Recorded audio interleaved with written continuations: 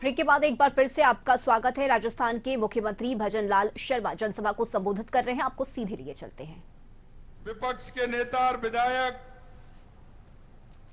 अमर बावरी जी, आपके अपने लोकप्रिय सांसद पशुपतिनाथ सिंह जी,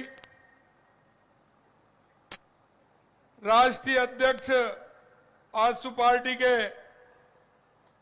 श्री सुदेश महतो जी, गिरिडीह से लोकसभा के प्रत्याशी भाई चंद्र प्रकाश चौधरी जी,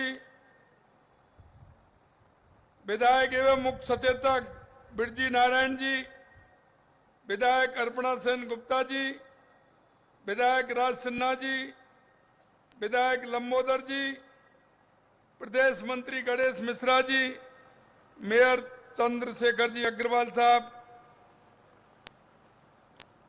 मेरे सामने बैठे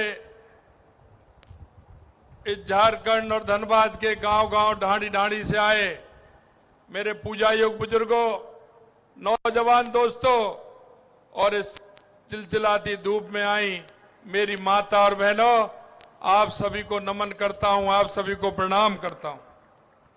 मित्रों, मैं बताना चाहता हूं, आपने अनुभव भी किया होगा, आपने देखा भी होगा कि 2014 के बाद इस देश के अंदर कितना बड़ा परिवर्तन हुआ है। मैं आपको थोड़ा पीछे ले जाना चाहता हूं। 2014 से पहले आपने देश की स्थिति के बारे में देखा होगा, किस तरह की स्थिति थी। आए दिन भ्रष्टाचारी भ्रष्टाचार होते थे और वो भी भ्रष्टाचार ऐसे होते थे कि उनको गिना नहीं जाता था।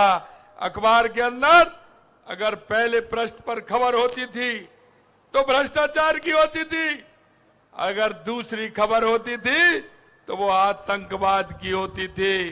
देश के अंदर किसी भी शहर में, किसी भीड़ वाले इलाके में आतंकी आते थे, आतंकवाद करके चले जाते थे, कहीं बम फोड़ करके चले जाते थे, तो कहीं ना कहीं किसी सैनिक का सिर काट करके सीमा पर ले जाते थे। यह स्थिति देश के अंदर होती थी।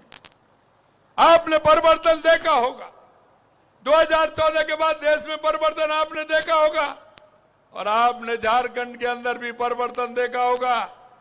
मेरे भाई और बहनों, मैं आपसे इतना ही निवेदन करना चाहता हूं, एक बार जरा 2014 के पेपरों को खंगाल करके देख लेना और उनको देख लेना कैसी स्थिति थी और किन स्थितियों में ऐसा लगने लग गया था कि आखिरकार इस देश का क्या होने वाला है, मेरे इस भारत देश का क्या होने वाला है, मेरी इस मां भारती का क्या होने वाला है।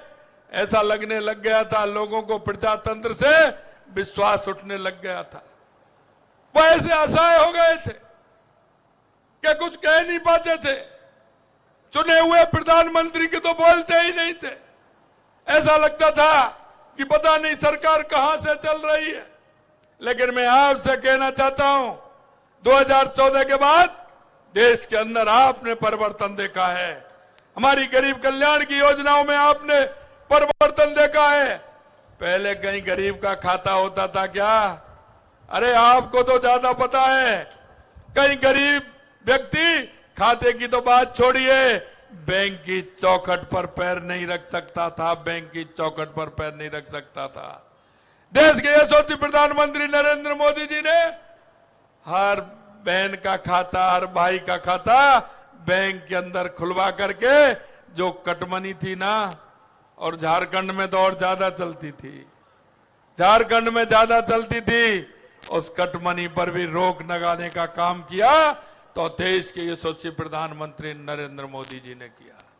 मैं आपको आज पूछना चाहता हूं, हमारे कांग्रेस के पूर्व प्रधानमंत्री जी कहते थे कि हम 1 रुपया भेजते हैं, गांव में जाते जाते वो 15 पैसे होता है, 15 पैसे पहुंचता है। अरे भाई, वो किटली का 1 रुपया भेजते थे क्या? और वो सड़क से जाता था क्या? घिसते घिसते वो 15 पैसे हो जाता था क्या? अरे दिल्ली से वो सड़क से आता था क्या? और वो घिसते घिसते आप 15 पैसे हो जाता था क्या? आज आप देखेंगे प्रधानमंत्री जी 100 रुपए डालते हैं तो खाते में कितने आते हैं?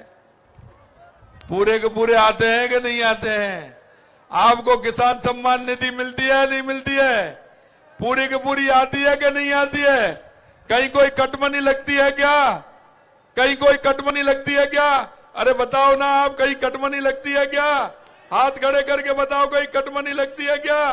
पूरा का पूरा पैसा आता है कि नहीं आता है? ये 2014 के बाद का आपको परिवर्तन दिख रहा है।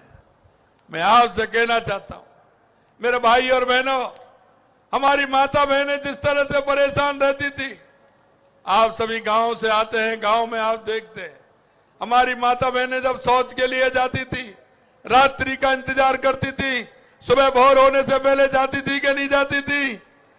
अरे उनको सम्मान देने का काम किसने किया? हमारी माता बहनों को सम्मान देने का काम किसने किया? मोदी जी ने किया।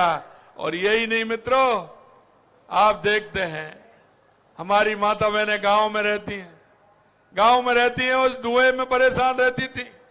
और आपने देखा होगा बारिश के समय में तो बहुत बड़ी परेशानी हो जाती थी। और वो होती है ना, क्या बोलते हैं आपके यहाँ? हमारे यहाँ फूकनी बोलते हैं उसको, आपके यहाँ क्या बोलते हैं?